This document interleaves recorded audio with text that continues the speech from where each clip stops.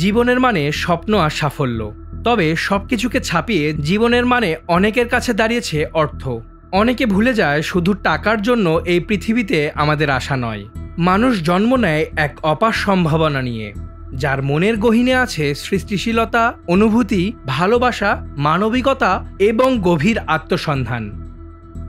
টাকা কার না প্রয়োজন?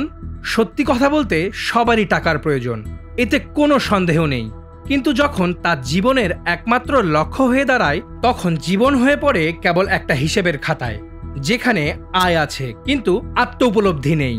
তখন একমাত্র লক্ষ্য হয়ে যায় নীতি নৈতিকতা বাদ দিয়ে শুধু টাকা আয় করা। সম্প্রতি বাংলাদেশে এমন এক যুগলের খোঁজ মিলেছে যারা নীতি নৈতিকতাকে পায়ে ঠেলে শুধু টাকা আয় করেই বিলাসী জীবন গড়ার চেষ্টা করেছে। এজন্য তারা পর্নোগ্রাফির মতো নিকৃষ্ট কাজকেও বেছে নিতে দ্বিধা করেনি। সোমবার বান্দরবন থেকে গ্রেপ্তার হয় মোহাম্মদ আজিম ও বৃষ্টি জুটি। গ্রেফতার যুগল পেরোতে পারেনি প্রাইমারির গণ্ডি।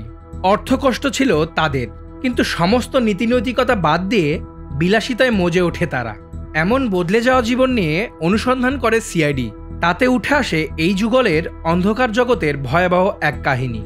দেশে বসে তারা তৈরি করে ভিডিও, এরপর সেগুলো আপলোড করে আন্তর্জাতিক বিভিন্ন সাইটে। বিনিময়ে আয় করে বিপুল পরিমাণ অর্থ। সেই টাকা কিভাবে দেশে আনা হতো তা এখন খুঁজে বের করার চেষ্টা করছে সিআইডি। 2024 সালে অশ্লীল ভিডিও বানানো তৈরি শুরু করে এই জুটি।